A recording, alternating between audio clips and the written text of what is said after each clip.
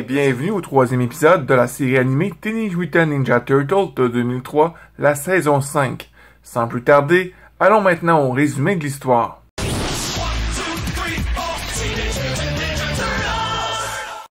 Les 5 mystiques maléfiques arrivent pour récupérer leur coffre. Le Kappa lui mentionne que les tortues et les autres acolytes sont venus le chercher. En colère contre leur incapacité à protéger le coffre, les mystiques tuèrent les Kappas.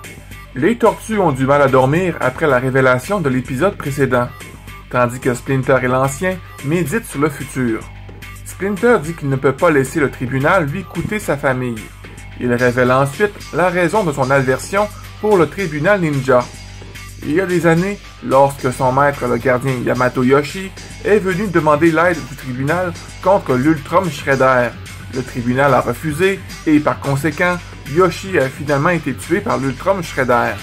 Splinter pense que si le tribunal avait été Yoshi, il serait peut-être encore en vie. Les tortues sont confuses à propos du Shredder, car elles ont déjà vaincu un Shredder. Et maintenant, un autre Shredder revient. Splinter et l'Ancien commencent à raconter l'histoire du Shredder original. Shredder était en fait un Tengu qui voulait contrôler la Terre en 300 après Jésus-Christ. L'empereur du Japon a convoqué 5 grands guerriers. Les guerriers étaient les membres actuels du tribunal ninja et Oroku Saki.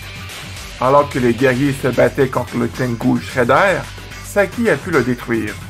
Mais avant qu'il ne porte le coup final, le Tengu a communiqué avec lui par l'esprit et lui a offert un grand pouvoir, avec lequel il pourrait gouverner le monde et gagner tout ce qu'il voudrait. Saki a accepté l'offre et est ainsi devenu l'autre du Shredder, assumant l'identité du Tengu.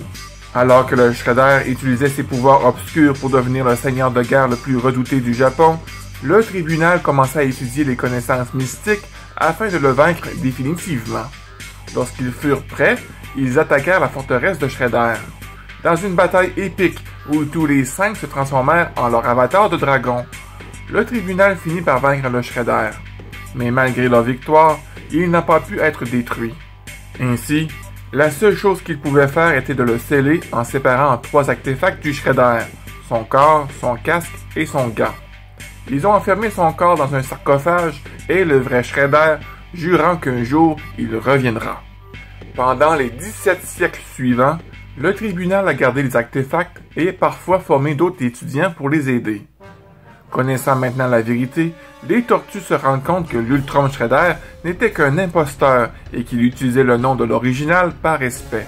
Anecdote, lorsque l'empereur du Japon a convoqué les 5 grands guerriers, semble être un hommage aux Power Rangers, Super Sentai ou Kamen Rider.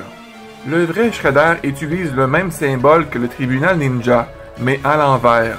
Plus tard, l'Ultrum Shredder utilisa le même symbole pour signifier un pied pour le clan des Foot. C'est tout pour la vidéo, j'espère que vous avez apprécié ce résumé. N'oubliez pas de mettre un pouce, de partager l'information car ça aide grandement la chaîne. Et de t'abonner à la chaîne si l'univers des Tortues Ninja te plaît. Sur ce, mon ami, je te souhaite une très belle journée. Sois prudent parce que tu es important et on se revoit dans une autre vidéo. Bye bye.